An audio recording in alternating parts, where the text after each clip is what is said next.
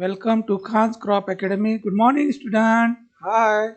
We are going to learn crop science, paper second, standard 12th, unit number 1, commercial crop. In commercial crop, potato. In previous lecture, explained the cultivation practices of potato, that is a family, botanical name, origin, economic uses, then ecology, that is climate, soil, then varieties and characteristic of varieties. This point can be explained in previous lecture. Okay, student, आपण मागच्या तासामध्ये काय बघितलं होतं थोडं remind करा. तर आपण बघितलं होतं बाळांनो, कल्टिवेशन ऑफ पोटॅटो सुरू केलेलं होतं. तो पहिलं लेक्चर होतं आपलं. त्यामध्ये आपण फॅमिली, बॉटनिकल नेम, ओरिजिन, नंतर इकॉनॉमिक युजेस, इकॉलॉजी बघितलं, क्लायमेट, सॉईल आणि व्हेरायटीज आणि व्हेरायटीचे कॅरेक्टर बघितलं. इथपर्यंत आपलं मागच्या पिरियडमध्ये लेक्चरमध्ये संपलेला भाग आहे. तर या लेक्चरमध्ये आज आपण सुरू करणार आहोत. तर पार्ट्स ऑफ प्लांट हे फर्स्ट लेक्चरमध्येच असायला पाहिजे, परंतु आपण विसरून राहिलं. तर पोटॅटोचं प्लांट कसा असतो आणि त्याचे पार्ट कोणते असतात, बटाटा कुठं लागतो, कारण बटाटे वर लागत नाही बाळांनो, बटाटे जमिनीमध्ये तयार होतात, ते मुळाला न लागता. तर हे वेगळं भाग असतं, त्याला स्टोलन असं म्हणतात. हा स्टोलन आहे, या स्टोलनलाच पोटॅटो लागतं आणि स्टोलन पासूनच दुसरं प्लांट तयार होतं, डॉटर प्लांट. आणि रूट हे वेगळंच असतं, यांचं फंक्शन वेगळंच. आणि हे ट्यूबर तयार करणारा जो असतो त्याला स्टोलन म्हणतात. या पद्धतीनं हे पोटॅटो तयार होतात, म्हणजे त्याला आपण ट्यूबर असं म्हणतो. हे मदर ट्यूबर आहे, म्हणजे ज्यापासनं झाड तयार झालेलं आहे त्याला आपण काय म्हणणार, मदर ट्यूबर. जे लागवडीसाठी आपण वापरतो ते म्हणजेच ट्यूबर. तर पहिला आहे मेन स्टेम. हे कोणता भाग आहे, मेन स्टेमचा भाग आहे. नंतर आहे लॅटरल स्टेम, म्हणजे जे आपण फांद्या ज्याला म्हणतो आपण, तर तो लॅटरल स्टेम. त्यानंतर हे कंपाऊंड लिप, म्हणजे पूर्ण हे भाग आहे, हे 3-4 पानं जी आहेत याला कंपाऊंड लिप असं म्हणणार. आणि सिंगल जे लिपलेट्स आहे ना, हे लिपलेट्स, लिपलेट सिंगलला. ओके, हे फ्रूट असतं. फ्रूट म्हणजे असं ट्यूबर वर लागत नाही. तर बीज वगैरे आपल्या भागामध्ये तर तयार होत नाही, फुलंही लागतात, इन्फ्लोरन्सन्स. ओके, तर these a part of potato plant. Okay, समजलं भाग हे कशासाठी आपल्याला, तर प्लांट प्रोटेक्शनमध्ये वगैरे कीटक कुठं डॅमेज करतं हे माहीत होण्यासाठी आपल्याला पार्ट माहीत असणं आवश्यक आहे. तर नेक्स्ट बघूया आपण कल्टिवेशन प्रॅक्टिसेसमध्ये लँड प्रिपरेशन और ऑल्सो प्री टिलेज ऑपरेशन और प्रेपरेटरी टिलेज 2 मार्कासाठी विचारतात. तर यामध्ये काय लिहायचं असतं, जेव्हा आपल्याला पुढच्या पिकाची तयारी करावं लागतं तर मागचं पीक झाल्यानंतर हे काम सुरू होतं. काय करणार बाळांनो आपण, potato crop require loose and friable seed bed for good development of tuber. तर जे अंडरग्राऊंड क्रॉप आहेत, पोटॅटो आहेत, ग्राउंडनट आहे, ओनियन आहे, गार्लिक आहे, टर्मरिक आहे, जिंजर आहे, रेडिश आहे, कॅरोट ऑल्सो. तर हे जे पीक आहेत हे अंडरग्राऊंडमध्ये तयार होणारे आहेत. या पिकासाठी जमीन कशी असायला पाहिजे, लूज असायला पाहिजे, फ्रेबल असायला पाहिजे. लूज असायला पाहिजे, फ्रेबल असायला पाहिजे.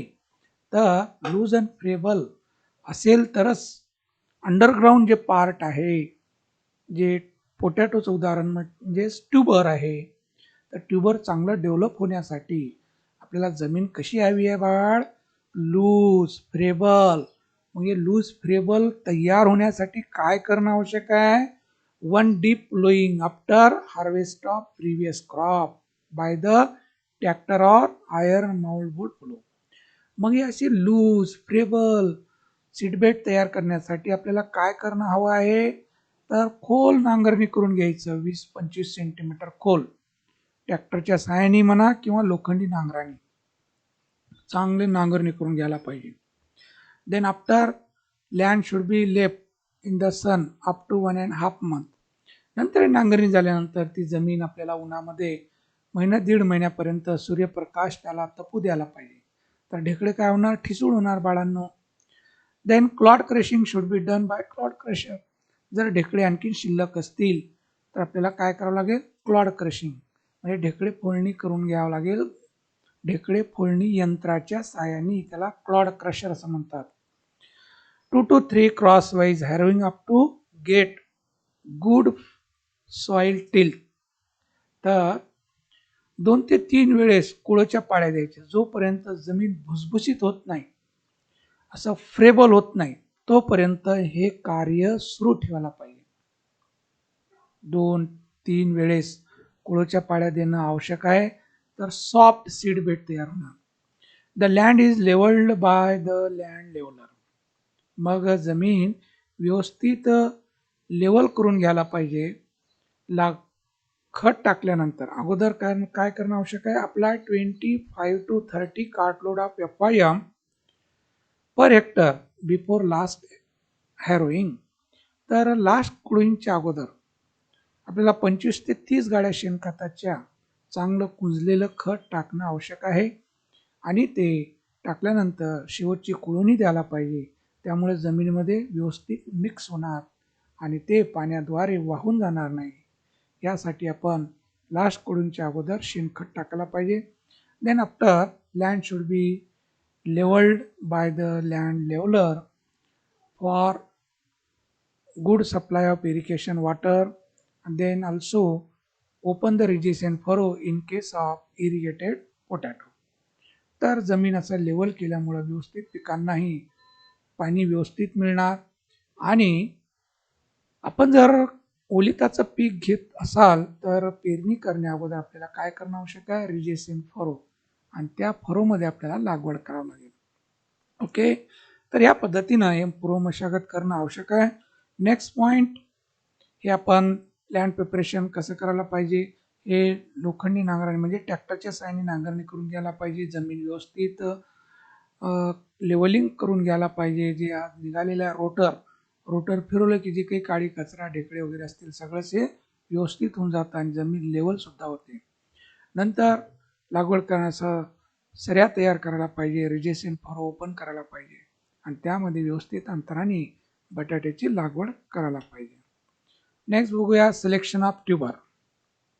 It is very important point ask in board exam. The selection of seed material or tuber. Then potato commercially propagated by natural vegetative, that is a tubers.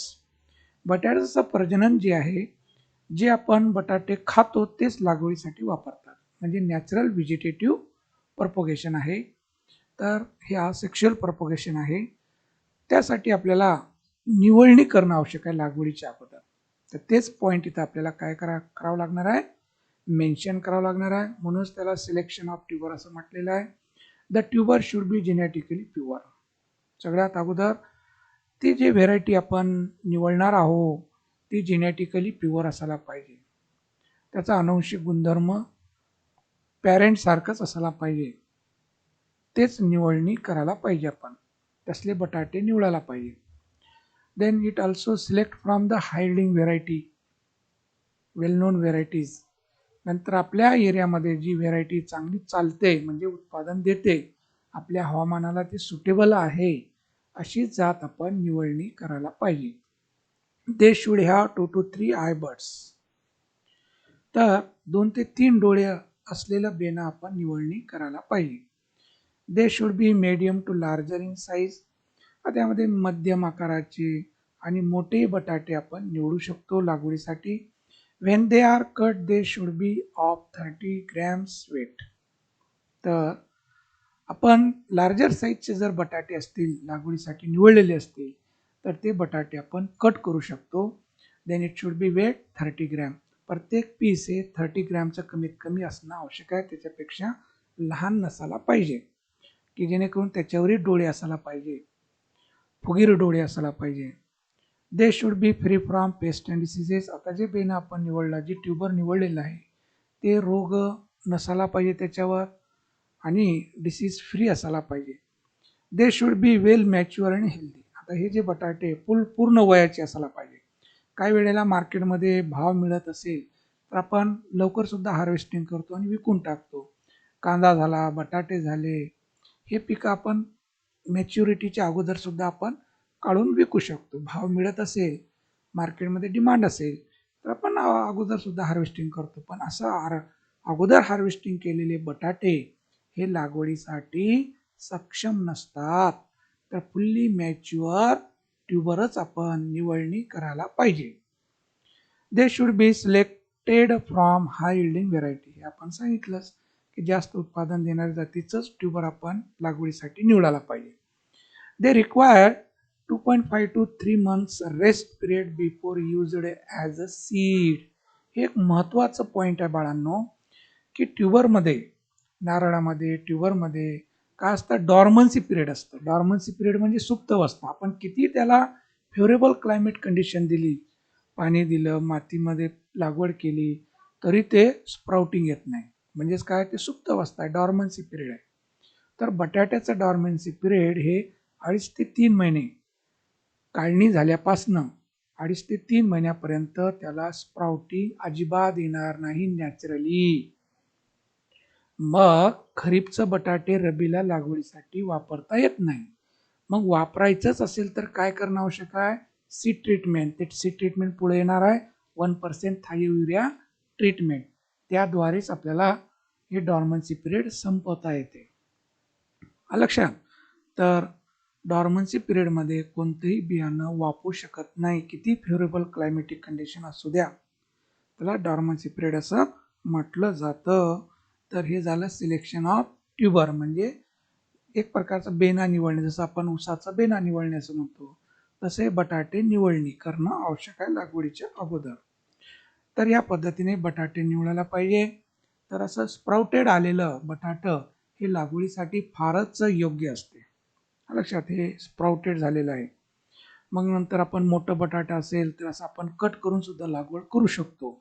पण हे कट केलेलं बटाटा जे असतं हे जमिनीमध्ये गाडल्यानंतर जमिनीमध्ये असणारे मायक्रोनिझम जे आहेत ते डॅमेज करू शकतात, त्याला डिके होऊन जातं, रॉटिंग होतं. मग त्यासाठी आपल्याला आणखी सीड ट्रीटमेंट करून लागवड करावं लागेल. हे एक लक्षात ठेवावं लागेल आपल्याला.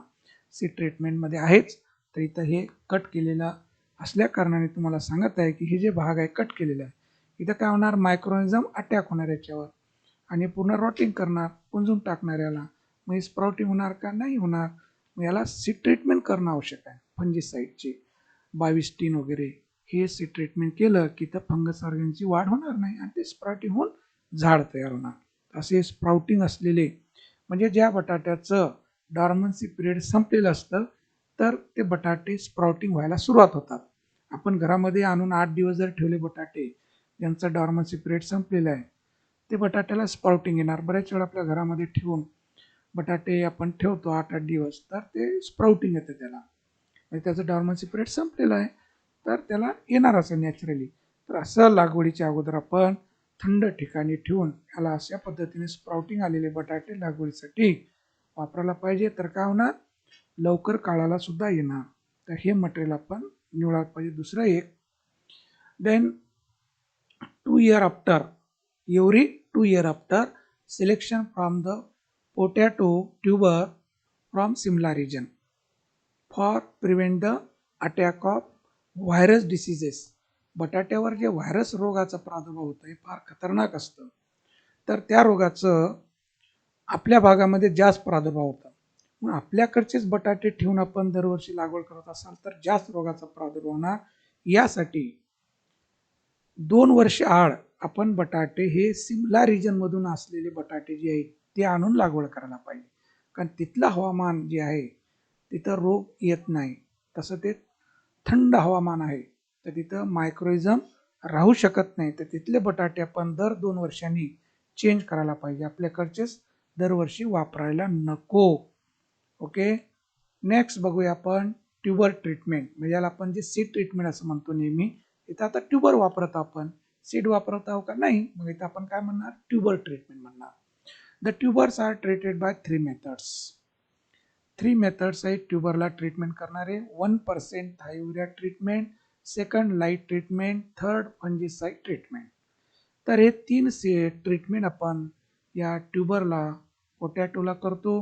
Then 1% thiourea treatment, The tuber should be dipped in 1% thiourea solution for 1 hour before planting.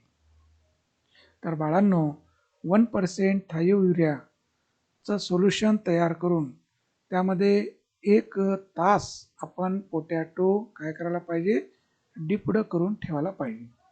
This treatment is given to break the dormancy of tuber.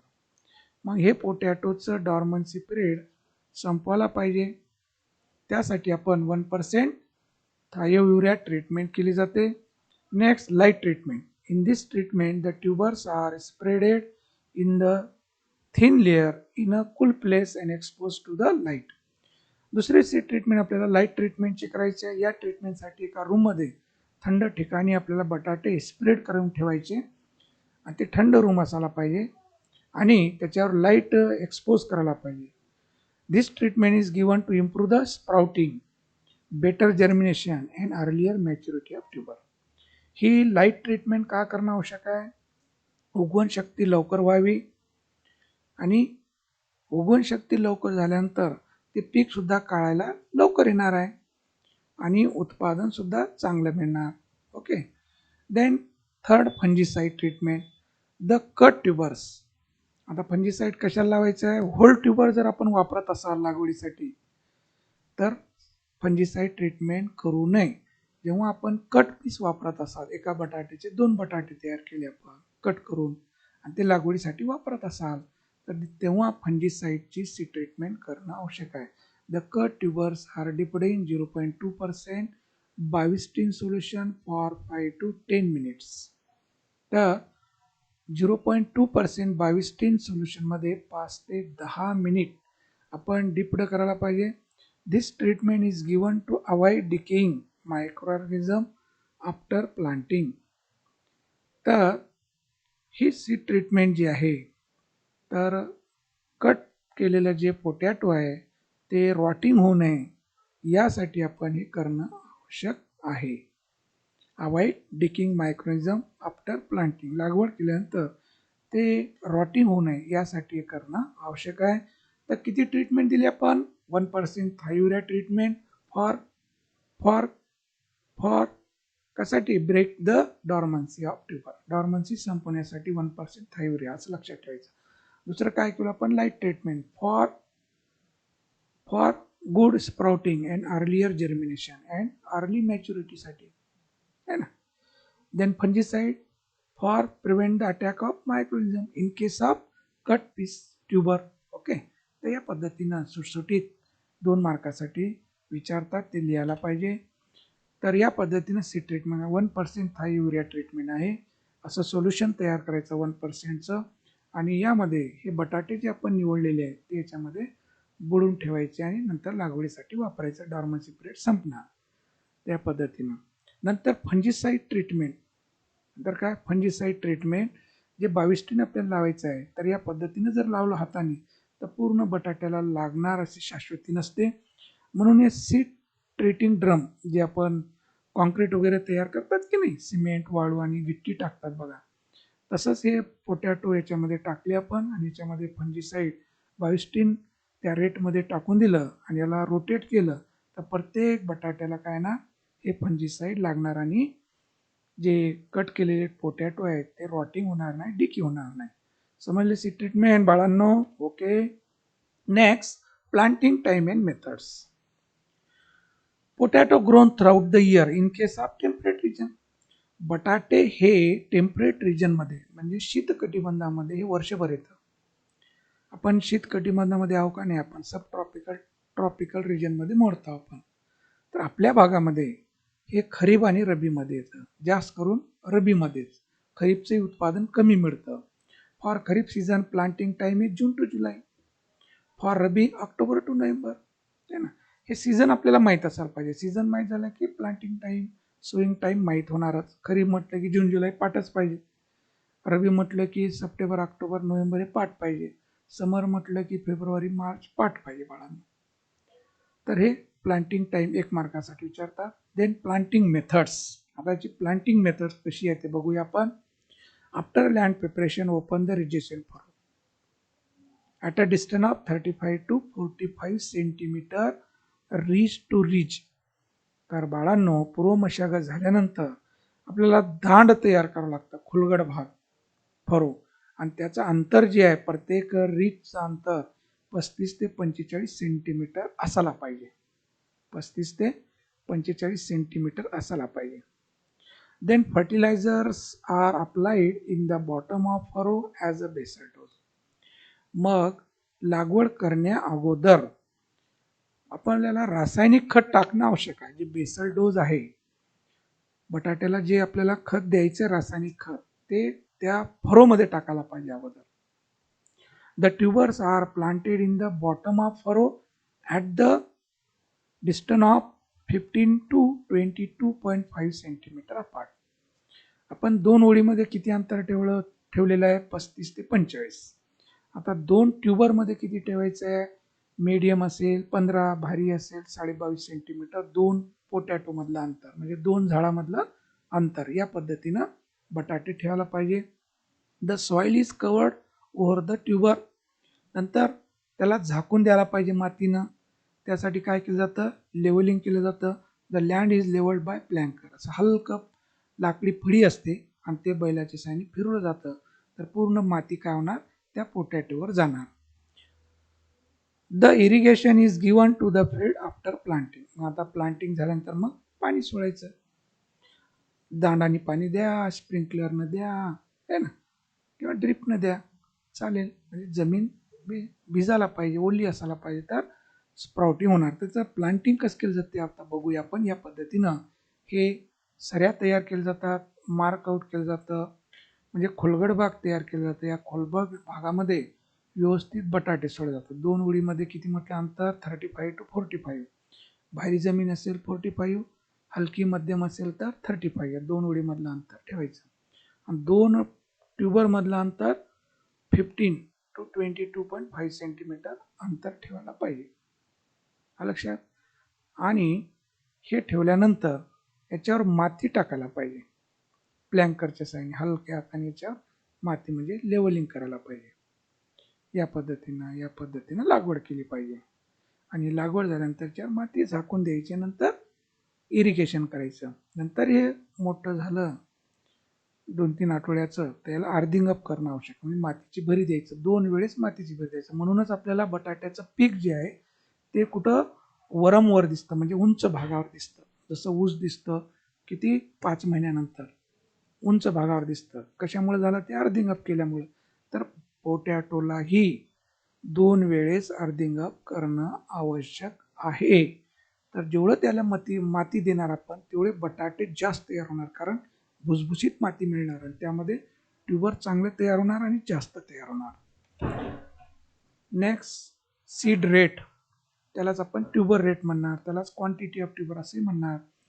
Then quantity of tuber for planting depend upon the types of tuber for planting. That is a whole tuber, more quantity required for planting, then cut tuber less.